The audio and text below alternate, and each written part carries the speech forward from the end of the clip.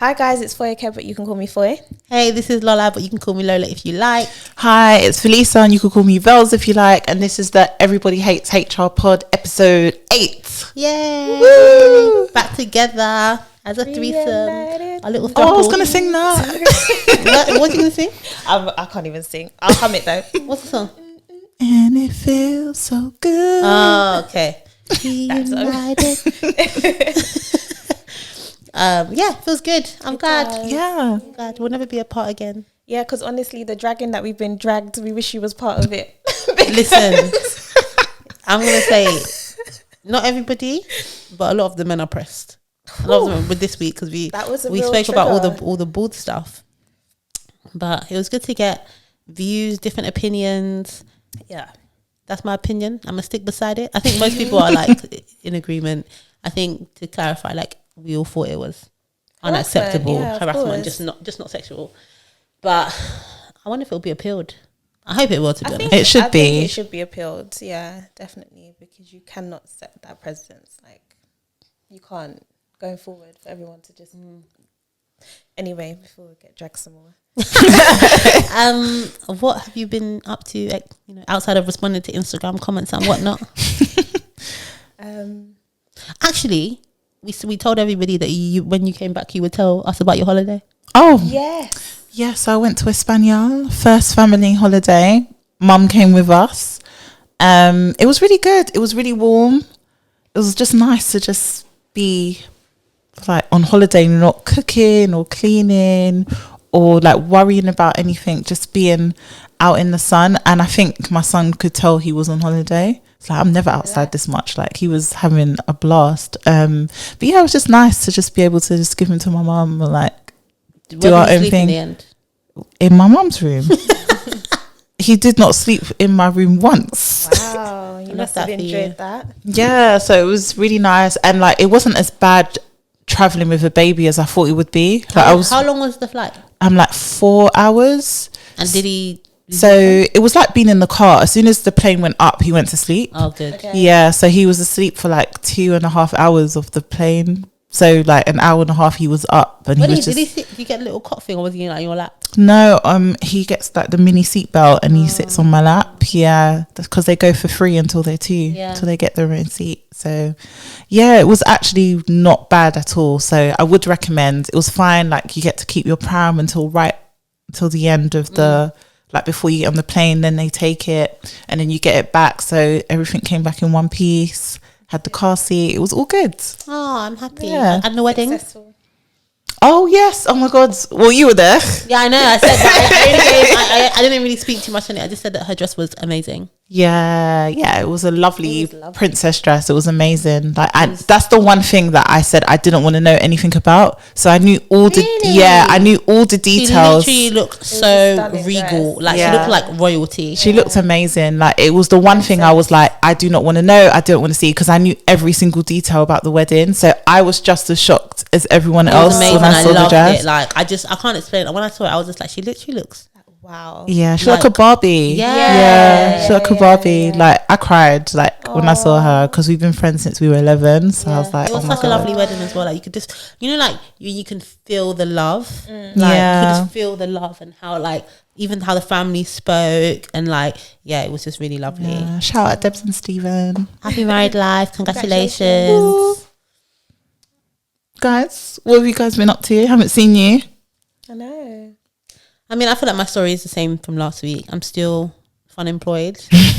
I've just been out. Like I've been going out to like lunch and dinner, and then doing nothing. Soft life. I love it. Like I'm literally just doing that. But I don't know how the time has gone so quickly, because like in 2 weeks I'll be back to the grind. I'll be back to the grind, man. Like it'll be. I'm gonna be sad, but I'm only going back 3 days. Oh, that's all right. Okay. Yeah. So I'm going to be doing like a contract for 3 days a week. And then the other 2, I'll be working on my own stuff. But that's like, filling like roles and stuff, which is not really full time. So I can earn like decent money while still working like quite flexibly. Love that. Mine's just been same old, just works, nothing new this week. Have you stopped drinking coffee? I have stopped drinking coffee. Stopped drinking coffee. I don't need it anymore. But I'm not gonna lie, I like a mocha now. So Yeah, that's all right. mochas, That's they're coffee. That's the chocolatey one, right? Yeah. Just add a bit of hot chocolate. And yeah, I'm good to go. So I have one in the morning. That's it now. Listen, you gotta stop before you start getting the shakes. Listen, you know the people that start getting the shakes if they haven't had their coffee. My heart beat like I told you. I slept upright one night because my heart was just going like this in the middle of the night, and I was like, "What is this? What's going on?" And I just couldn't put two and two together until like the end of the week. So yeah, but it was all right. Cautionary tale. All right. I haven't seen any. We had some lovely photos from Velisa when she was on holiday. I'm going to be honest. We haven't had the content. Listen, I'm not an influencer and I don't get paid for this stuff. The content comes when it comes. Oh, wow. Wow. I mean, if you get that, the pretty little thing plug. The content comes when it comes. No, I'm joking. To be honest, I only post. I was telling this to Velisa actually. I only post when if I go out and I take a picture. But if I don't. Even when I go out, like, I always forget. Like, I'm very in the moment. Like, I don't know. I just always forget. I just don't like the pressure of like asking someone to take my picture and then having to like stand there for a while someone just clicks. Like it's just a bit. You should get no. But even my friends, like it just feels really like long. Like I just can't be bothered basically to do it. I have to be really in the mood. I will take a picture for you. Okay, we'll see how this goes. You don't have to feel guilty about it. I love when I see people taking pictures for their friend and you know that they crouch down to get the angles. That's me. Yeah, I'm a croucher. I like doing it for other people. If I have to for you. We will get that picture. That's a real one. In the split. We will get that picture for you. Don't worry. I love that. That's what you need. That's a real one that you want to be taking your photos. I got you. Cool. So, in terms of like HR stuff, and there's been a few things that we discussed actually, like in the group chat and stuff.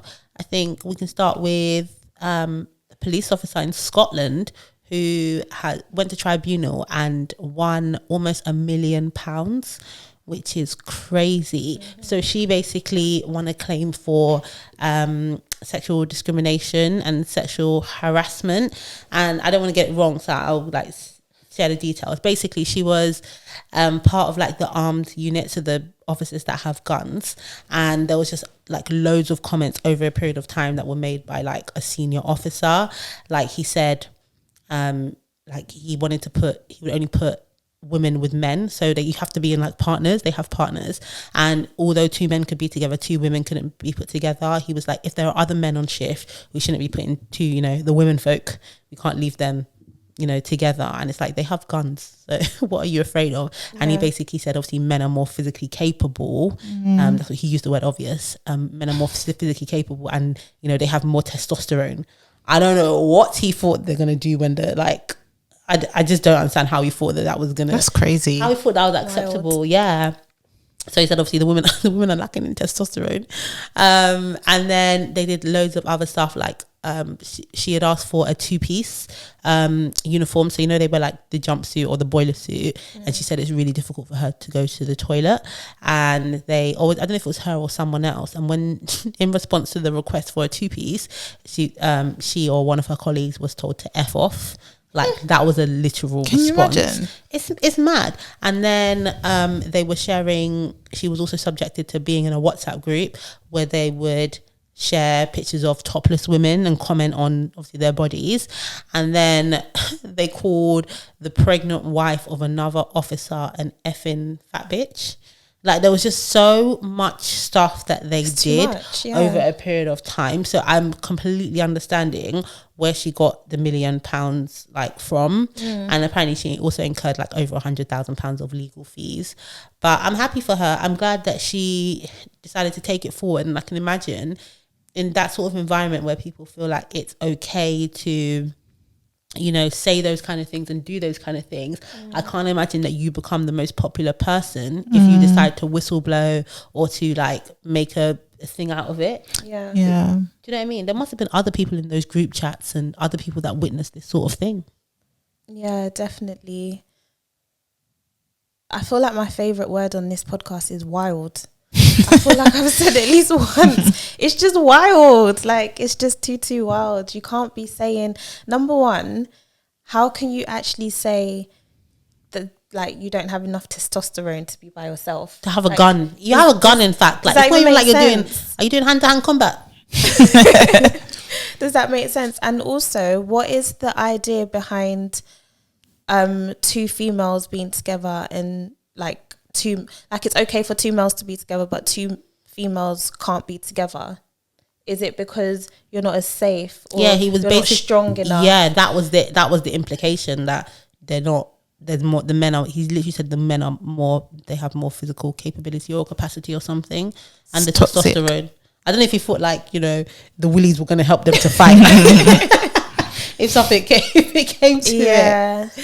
And also, if you're in the police, you can correct me if I'm wrong, but not everything is about the physical. It's not every day you're running down chasing people. Sometimes you actually have to be calm and speak to people and be in touch with the emotional side of things. And a man can do that too, by the way. I'm not saying they can't, but they wouldn't say you don't have enough estrogen. Exactly. You won't be like, oh no, don't let them speak to them. It has to be this person. It's silly. I just think it's even worse because they have guns.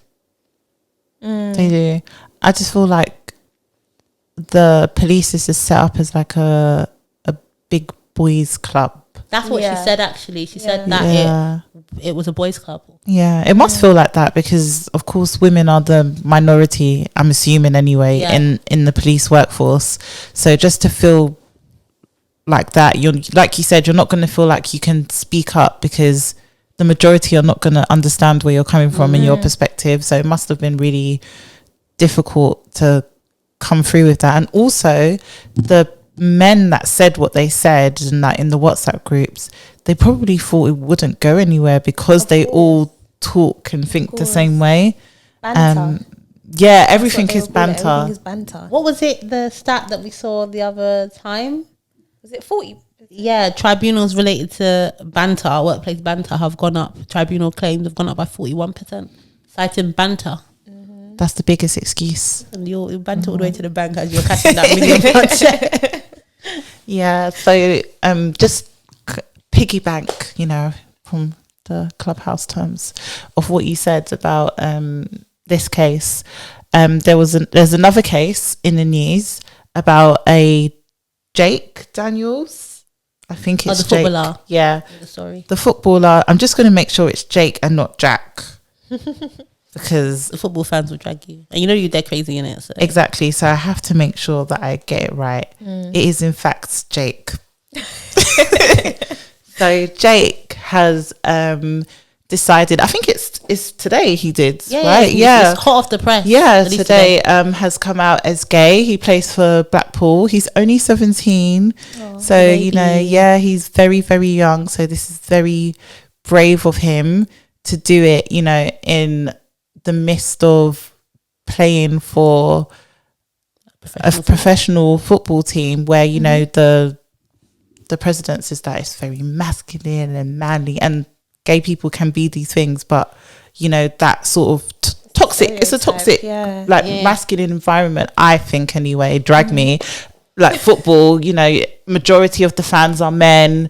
There hasn't been another footballer that has come out as gay since 1990, which is like 32 years ago, which was I forgot, Justin Fashni, who came out as gay then, and no one has done it since. So there's reasons why people feel like they can't come out because it's toxic. They can't be. I cannot accept that there are no other gay players, gay professional, there are male gay professional football in the last 30 years. Yeah, definitely. They must just be so afraid or decide that it's not in the best interest for their career or something like that. Probably a bit of both, Yeah, I think it's more like they don't think it will benefit their career. And it might make other people feel funny around them. There was something in the news actually last week about I can't remember which player. I'm gonna have to quickly look it up. But there was a player who came out about another football club and spoke about his time at a football club and said that some of the other players said they wouldn't shower with the gay players. So obviously they knew that there were. See, I need to find out who it was. I need to find out who it was, but I saw something in the news last week, so I can imagine it is again.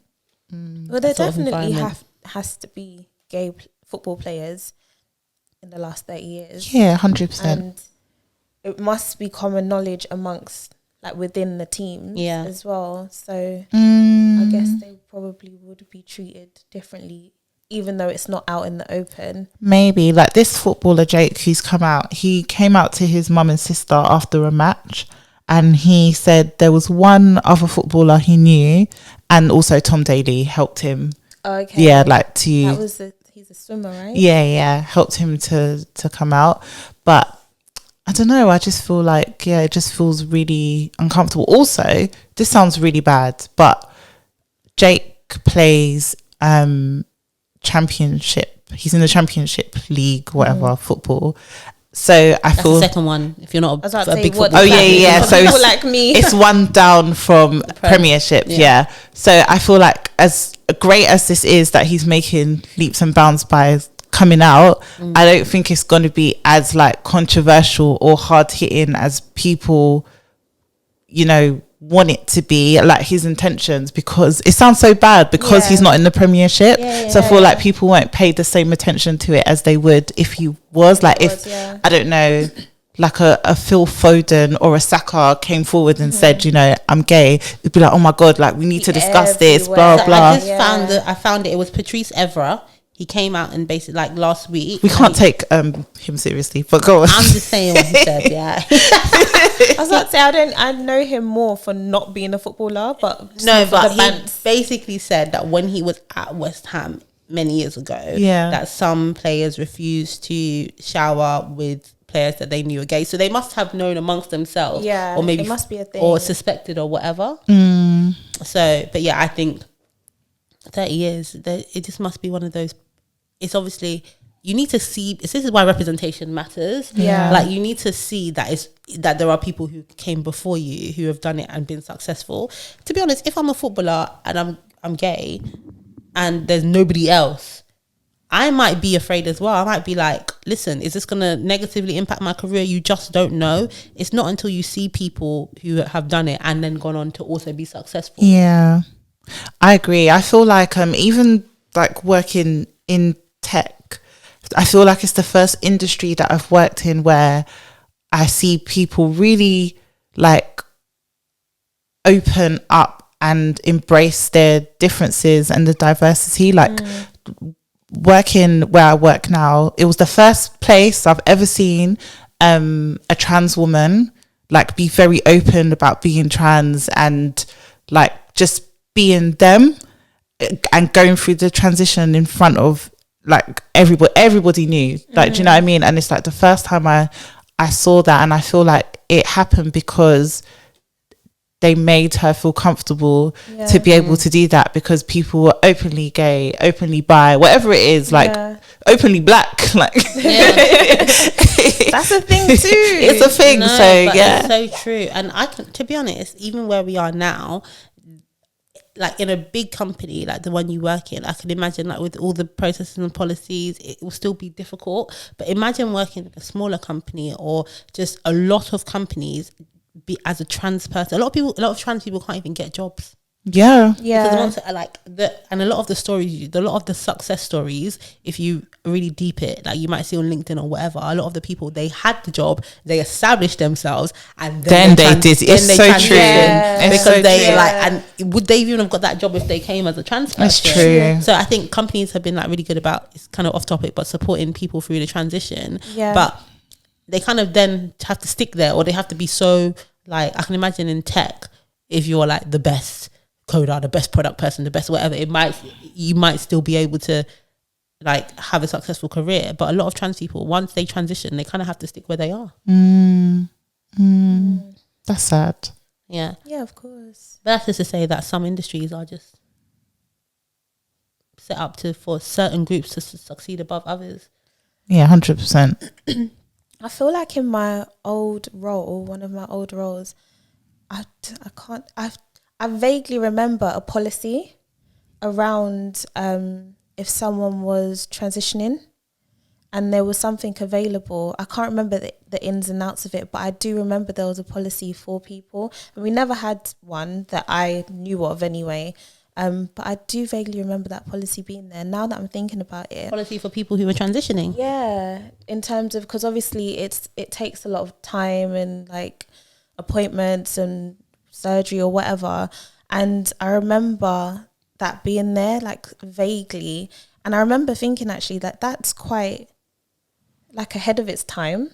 And something must have happened for it to be there, to be honest. But I mean, during my time there, nothing ever came up to my knowledge. But there must have, I'm just thinking about it now, like there must have been a reason why. We had years ago, it was before I was in HR, but it was while I was working at a really big company, and there was I learned about it through one of the networks, one of the network leads. So there was an LGBT network, and they had somebody, the lead there was told me that there was somebody who in the business who was gender fluid. So hopefully I don't get it wrong, but like part of the week they had like different pronouns to the other part of the week, so they would kind of move between the two. And the inclusion team was just trying to figure out themselves, like, how do we navigate this? Do you know what I mean? And that's a big company with thousands and thousands of employees, a whole D&I team, a whole everything, and they were all still trying to figure it out. And a lot of companies would just be like, oh, it's long to figure out, or they're not qualified. Do you know what I mean? They'll just say something so that they know, like, in the future they won't have to deal with this. But they do the same around, like, it could even be the same around women or Muslim people or just anything that they feel like is gonna make it difficult for them later. Like, some employers are just they're not with it. Just a bit of a side note, but I feel like it's because baby boomers are still alive and well in the workplace. They're still heading a lot of things up. Very strong. And I just feel like they're uncomfortable with the new like language that comes with these different groups. I just don't think they know how to like maneuver in terms of the conversation. They don't want to offend anyone, but then they're scared they might offend somebody by doing or saying the wrong thing, or like, I've called her she, but she's a they.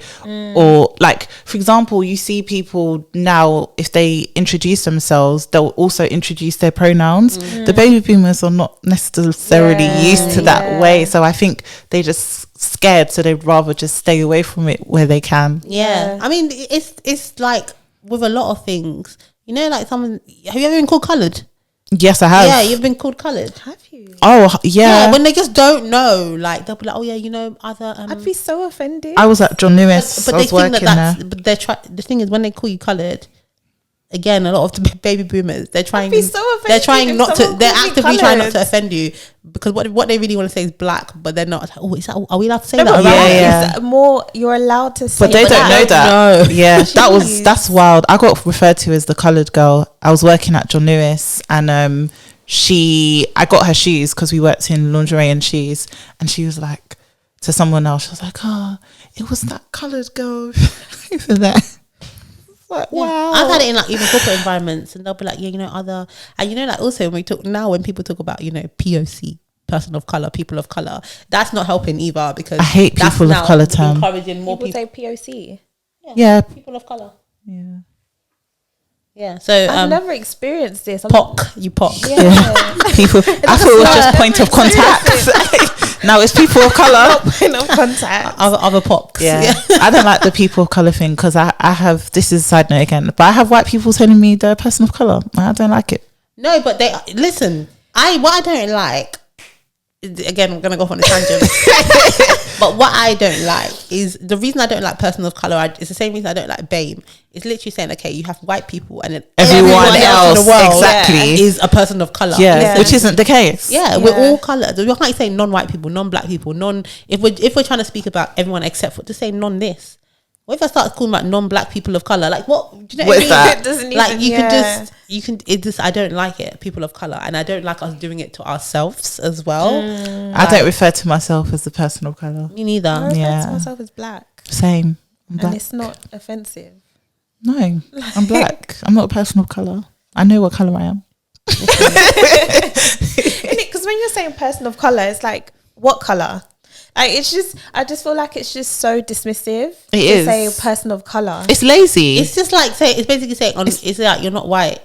I just don't understand how even as people we've got comfortable basically centering like white people and then putting ourselves. It's not even much the centering. It's more the grouping all these of people who are so different together. So black, white, East Asian, South Asian. You know, like indigenous people from all over the world. You know, everybody who's got a little bit of Maggie. Like now. Now we're all together. And the thing that kills me is some of you don't even like me. Exactly. That's what gets me. That's what I don't like about BAME. Some of you don't like me. Some of you are the problem. Yeah. Like some of you are some of you are anti-black. Yeah. And you want us to all be together. Yeah. It doesn't make sense. It's true. You want us to kumbaya.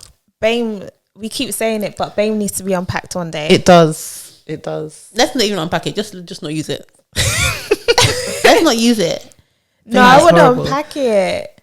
We need an episode for that. We do. Yeah, I don't like being grouped. We've gone way off tangent. We have. But Jake, we stand with you. We do. Good, brave thing that you've done. Yeah. Hopefully there'll be others to follow in the Championship, in the Premier League. I just want everyone to live their truth. Yeah. Just be themselves. Yeah, don't be hiding. Like I feel like they must be hiding. But like especially in football, look what happened when people decided to take the knee. Like how they're being booed and do you know what I mean? So bad. So, but you know what it the just thing shows about football is. It's just true. They are actually like football fans are actually mad. The hooligans. But first and foremost, you need to like play good football. Yeah. So let's say like you're she said get that straight first. No, but that's what they care about. So then even if let me tell you what happened. If you're gay, if you're black, if you're anything like that is in the minority or that people, if there's an ism, they're cool with you. It's only the moment you mess up. That's when. It's true. Yeah, look what happened to the boys when they took the penalties at the Euros. Yeah. It's like we love you. You're English. Like then suddenly we hate you. So it's like it'll be the same for this Jake guy. I'm sure everyone will be like, oh yeah, cool. If he's kicking ball, he's doing a good job. The moment he does something bad, that's when we're gonna see the real people. So true. There'll be an outpouring of love and support and all this other kind of stuff, and we'll only see people's true colours when he doesn't perform. Yeah. That's true. It's like we love you, but only if you're doing exactly what we That's want. Otherwise, we will just be our true selves. Terrible. It's too much pressure. That's what happens in the workplace, like the actual workplace. Like if you're doing well, it's like okay, but if you're not, that's when the microaggressions start. That's when the we don't know if you're a good fit. Microaggressions are. Do you know, this is a bit off topic and it's not a microaggression, but it's a stereotype and I really didn't appreciate it when I was at work. Not where I'm working now, old role. So I had this meeting with this manager and meeting was done, concluded, and then I left the room and then went back to my office. And then like a minute later, she literally comes running, bursting through the door and comes to me and is like, you forgot your pen. And it was this pink, sparkly, like heavily diamanted pen. And I was like, it's not my pen. And I was just looking at her like, why would it be why me? As in, why is it my pen? And then she's like, oh, I thought I like, when you're just stuttering and flustered, she's like, oh, I just thought it was your pen. And I'm like, it's not my pen. And she could tell at that point that it's like she had got it so wrong, and she had done it because she had just stereotyped me because I was black and maybe just. This pen looks like it belongs to a bad bee. It looks like it's ghetto fabulous. The pen's got lashes. So literally. So me, I like getting to the bottom of things. So I went to go and look for the owner of this pen, innit? So I'm walking around like, no, I do not care because I need to tell you it's not my pen and this is who it belongs to. All company email. It almost came to that because I walked around and I went to reception. As soon as I go to reception, oh, my pen.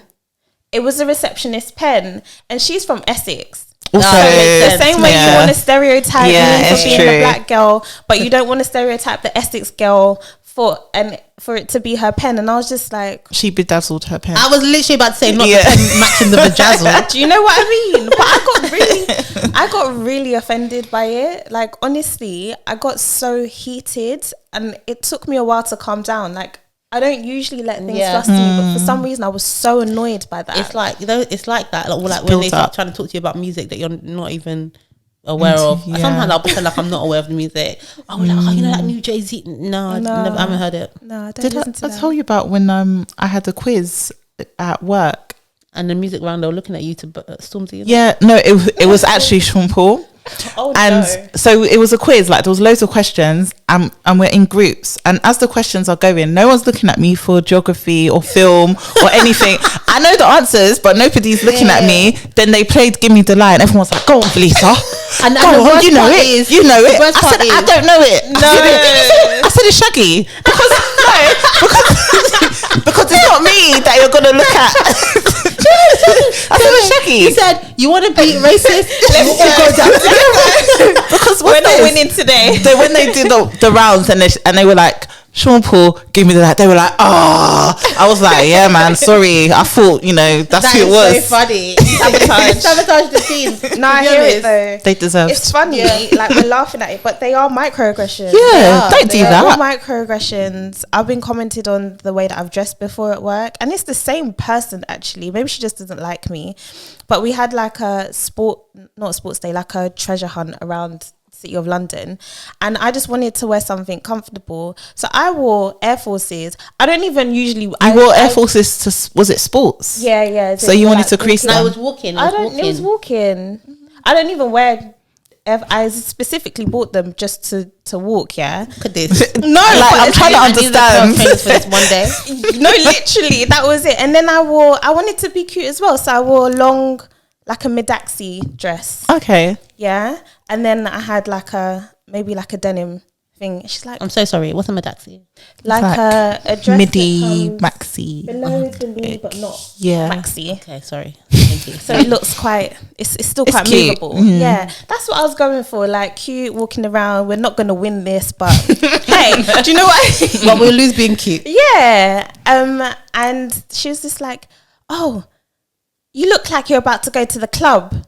And I was like, I said, I don't know what clubs you go to, but I would definitely not be going into a club looking like this. And I was just like, again, a microaggression, because what are you trying to say? And I genuinely looked perfectly fine because I know I did. You always do. But thank you.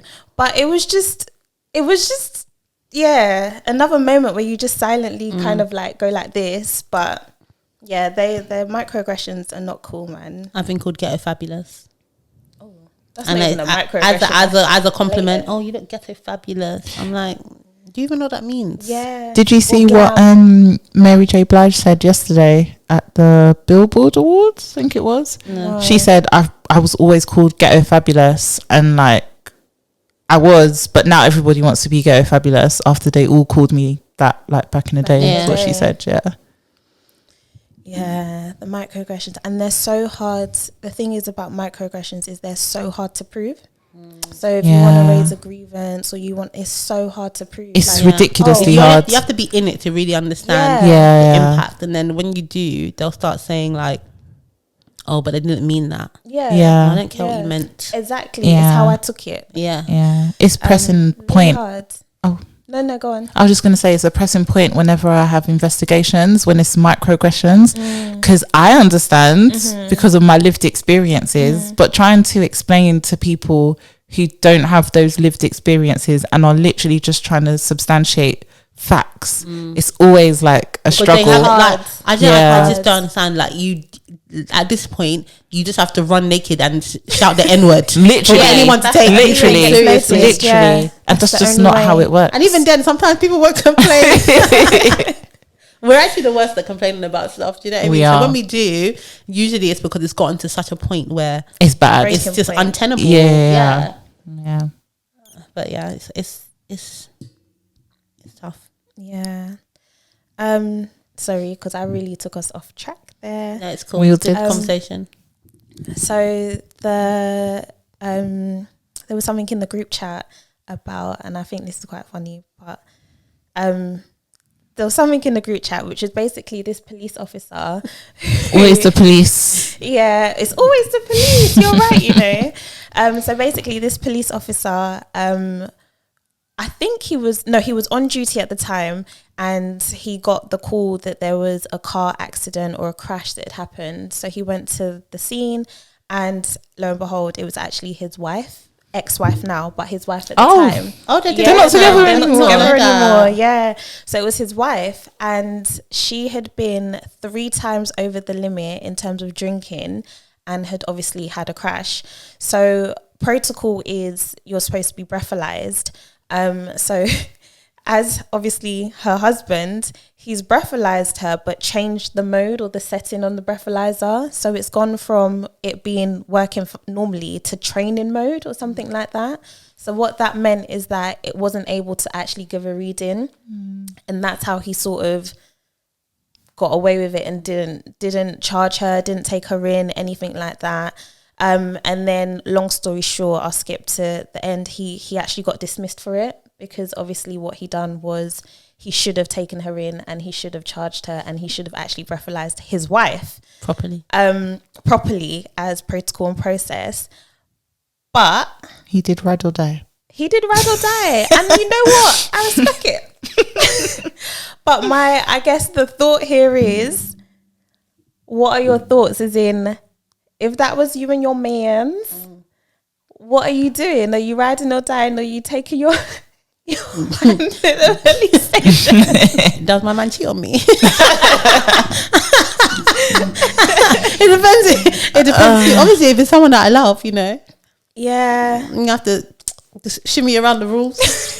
Yeah, you can't arrest your partner. I'm not doing it. Come on, like you can't arrest your partner. All that for the sake of your career. It has to be that. It has to be marriage. That's the first thing. It has to be a successful one at that. Surely he could have just brought her in, maybe, and then just spoken to the people there and just said, you know. So that's how I kind of imagine it happening. Yeah. But it depends how straight laced your. Or you do the paperwork. Yeah, but I feel like if I was a police officer, excuse me, if I was a police officer and then somebody came in and basically said, oh yeah, my wife was 3 times over the limit and I'm not, I don't know if it depends. Are we brethrens? Like, I'm not putting my neck on the line for you. Wow. What, for your wife? No, if I'm like you're saying couldn't you have brought her in and then explained and like that's the image I have of like police officers. Yeah. Isn't it? But listen, if he shot a black person, I'm sure that they will band together and support him in it. But with this, you never know. They might just say, oh yeah, integrity and all this other kind of stuff. I'm not going to lie to you. I'm not doing it. It was in Australia as well. So it wasn't in the UK. But I'm not handing my man in. Like, I'm not doing it. I'm not doing it. I don't care. I would rather. Foye, it's a real one. Listen, because it's either that, and this is not to do with like, this is not the HR integrity side. This is just me. Need to make that clear. And a human. And if that was my man or any family member, to be honest, I would just take that risk. I would just know I'm either going to lose my job or just resign, because I know what's coming. But I don't think I can physically walk a family member of mine or my man and say, hey, this person was over the limit. Charge them. You can't. I'm not doing it. Bentley. Love me on a bus. Listen, I don't think any of you would do it. I don't think any of you would. You'd literally be like risking your job and everything like that. But you just have to. But the worst part is, in this case, you got caught anyway. And they're not together anymore. That's the part, that they're not together. I'll be like, whoa. I wonder if this was he might end up resenting break the camel's back. Yeah, that's true. He ruined everything for me. Yeah. They even cook. Do you know what I mean? Like, I can imagine like all the resentment that has been bubbling under the surface. Yeah, it's true. Because why was she drinking? Like, what troubles were you trying to escape, sis? 3 times over the limit. That's a lot. And your husband's at work. Who are you drinking with? She wanted to forget her man was a police officer. Yeah, but long story short, I'm a ride for mine. But the thing is, like, what crimes though? Is it all crimes? No. That you're riding for? Yeah. I'm not riding a murder. Nah, not I'm murder. Not riding a murder. Not murder. What if it was a justifiable homicide? I With say all the true crime that I think me and you watch. Sometimes I can see how, like, obviously there are people who do it to like avenge. Sometimes bad things happen. It goes to like trial. The person who did it doesn't get in any trouble, and then family members take it into their own hands. Yeah. So I can see, obviously, if it was one of those. Yeah, obviously, ideally not, but I can imagine like, I can imagine understanding in that sort of situation, and also self-defense, obviously. Yeah, self-defense is different. Yeah. I watch enough true crime to know that the worst thing you can do is try and hide a body. Yeah, so they always get caught. Yeah, if it was me, if I accidentally killed somebody, this is very upright. This is very hypothetically speaking. If I accidentally killed somebody and it was like self-defense or just an accident, I would just call the police. Same. I just don't know why they don't do that. I would literally just call the police. Like you always have somebody who gets roped in, and one person with a bad idea that like convinces someone to move. To move. Listen, there's nothing. I would just. That's how we got like 7 seasons of How to Get Away with Murder, because they never. I've never actually watched it, but it's always someone dumb. You've never watched it? Yeah, I know. Do you know what? There's lots of shows like that which I know that I would enjoy, but I've never started. You should.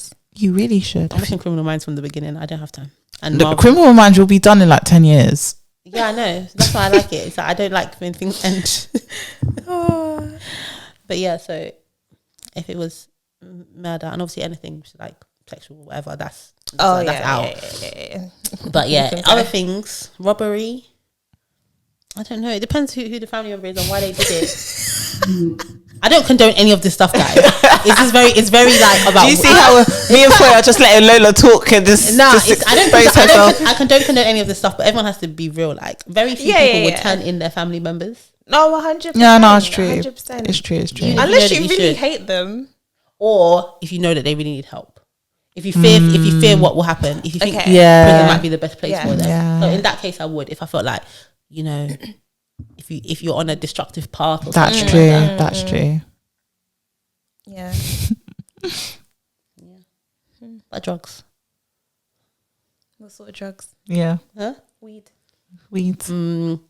White collar cocaine types that Yeah, they're selling at work. That every single They day. do. They do. Away with that White collar every single cocaine day. that they're selling to bankers. I'll never forget a Christmas party I went to, and I didn't know this was a thing when you take drugs and they grind their jaw, their teeth. And I started seeing it everywhere when I was at this Christmas party, and they were going in and out of the bathroom, in and out, and I was like, wow. You know, it's crazy. Yeah, it is. And you know, in a lot of banks, they have policies to help people, like, because it's such a normal thing. They actually have like processes like rehab and all of these things for employees because it's so normal. Yeah, that's prevalent. And to think that those policies are there is already wild. Like, it's already mad. So it's very normal, but they work mad hours. Like, they do. How else do you expect them to stay awake to cope? Yeah, the first time, like the only drugs I'd ever really had before uni, and even at uni, the only drugs I really had exposure to were like weed.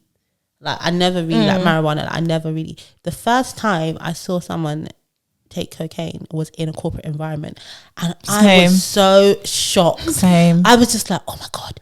I couldn't believe it. I was like, oh my god, is that cocaine? Yeah. And I was thinking, is that crack? Like, I don't know. Is it the same? Is it different? Is it the same? And you know, by the time I spoke to someone, they were taking crack cocaine. I don't know. Like, listen, but I was so like naive and stuff. And even now, like, I don't have friends that take drugs. Like the most, it'll be like edibles or smoking weed. But in terms of like class A drugs, I was like, oh my god, I didn't want to be next to you. That's like, so scary. It's scary. It's a bit scary. Yeah, it's crazy, and it's so normalized. Yep, that's what I'm saying. I once had someone actually fail a background check because they had been caught. Okay, they had a conviction or caution or something. They had something on their record which hadn't expired for distributing cocaine, but actually, what had happened, unfortunately, was it was when they were like, because it stays on your record forever. It takes ages to go to court, and then it was suspended for like a certain number of years, and then after the suspension, it stays on your record for like 4 or 5 years. And this thing happened when she was 19, and if it must have been like 20, 25, and it was still there. Wow. And basically, what had happened was they bought cocaine, given some to their friend, and then they got caught. And then they asked the friend, where did you get the cocaine from? And she said, my friend gave me cocaine. She didn't sell it, but now on her record, she's a dealer distributing cocaine or distributing a class A drug or something. Wow. Yeah. That is sad. That's crazy, isn't it? Yeah. Like, I, as an employer, like, I can actually, like, if it was up to me, I think I'd let that kind of stuff go. Like, I don't think let it go. They were working in a regulated environment, so they couldn't. Oh, okay. You know, no banks, yeah, or whatever. Course. So they couldn't. Yeah, but if it was me and it was my company, like, I really wouldn't care, like, what you did when you were 19. You've learned from it, whatever. But yeah, like, literally, you did something when you're 19. It's gonna follow you into your late 20s now. Yeah. Or you get rid of it. That's sad. That's one thing that Gen Z need to be careful of, because they're fearless, innit? So they do a lot of wild stuff and lean. You know, all these songs talking about lean this and lean that. It was only Don't when. show your age, Lola. With whatever you're about to say. No, I didn't know what it was. So it was only when this which rapper was it? Or like, Future? No, some MC. It's gonna be one American. No, it was a UK one. Who Young came Ads? Out. I don't know who was the one who said that he was addicted to lean. Young Ads? I don't know who it was, but he basically came out and said he was addicted to lean. Oh no, it was the other one. You can say the name. I'm not gonna know. No. Oh, okay. But the other part of D Block. Oh yeah, came out and said he checked himself into rehab. Said he was addicted to lean. Maybe that wasn't him. That could have been a lot of rappers. But yeah, listen. And I was like, what? So when they're talking about the lean, I'm like, is this what they're talking about? And I'm like, this drug. When I found out how they make it, I'm like, this is so. But you should know. You should know about lean, Lola. What's that know about lean? No, because like obviously like the Little Waynes and stuff were doing it. Like they were Purple Sprite. Like they were all doing it. Do you think I decode these lyrics? I don't know what this is. The fact that you are mix the codeine with the Sprite. The fact that you guys are millionaires and you're mixing your drugs at home and you're using cough syrup and all sorts of stuff. That's brokey behavior. What's that? Like I'm embarrassed for you. Lean? That's what they do. Nah, that's ridiculous. It's ridiculous. When I found out what that drug was, I just thought, and then imagine as a fully grown human being on this earth, in the UK, people are now addicted to lean. Because you watch too many rap videos. Nah. Lean, balloons, all of that stuff. Balloons is killing my people. Yeah. Like, yeah, it's actually really bad. Yeah. I feel like the way that not just young people like Gen Z, but it's in particular Gen Z as well, but millennials, the way they turn up on weekends and stuff, they do need to be careful. Yeah. I mean, get lit, have fun, all of that kind of stuff. But if you plan on working in the corporate world, you really need to find a balance. Yeah. But again, a lot of millennials and Gen Z actually, it's either like side hustles or they just move away from the corporate world, and a lot of them just have their own thing. They're their own like. But do you not think that like we have obviously talking about alcohol, whatever, like drug use, maybe like the baby boomers, a lot of them, and you've deep it, like really alcohol reliant. Like, 100%. Do you know what I mean? Like it's just different. It's like the alcohol reliance that I've seen is mad. There's a lot of functioning alcoholics. 100%. Wow, you're so you're right. And it's so normalized. People be like, I can't wait to go home and have a large glass. It's and it's true. like we know you mean bottle. Number one. A bottle. And it's like it's just different, and like, you know, people are getting the shakes if they have. When you start getting the shakes and you need a glass of wine or whatever, it's true. Just because it's, you know, wine is classy, it doesn't mean that like, or you know, it's okay. It's okay, yeah. It's so true. I lived with when I rented, I lived with a lady who actually worked in HR. She was much older than me, and she would drink every day. Like she'd just have a glass with dinner. The glass would turn into a bottle, and like she would just. When she, let's say she wanted to have dinner and she had no wine, she would go to the corner shop, and I'm like, That's too much drink effort water. for me. Yeah, Drink water. Like, no way. Drink water. And there was one time I got some like voucher. It was like, is it Virgin Wines or one of those wine companies? And basically you can get 12 bottles for, I can't remember 12. How much. Yeah, you get 12 bottles of wine at a discounted amount. And she drinks wine every day. So I was like, look, I've got this voucher as part of this thing. Like, I'm not going to use it because, you know, I don't drink. But why don't you use it? And she said, no, I can't get 12 bottles because I'll drink it all at once. Wow. And I just thought, sis, you need help. Wow. But she would literally just drink every day of her life. She drank. Oh my gosh. Wow. And she worked in HR. That's why she was drinking so much. People just drank.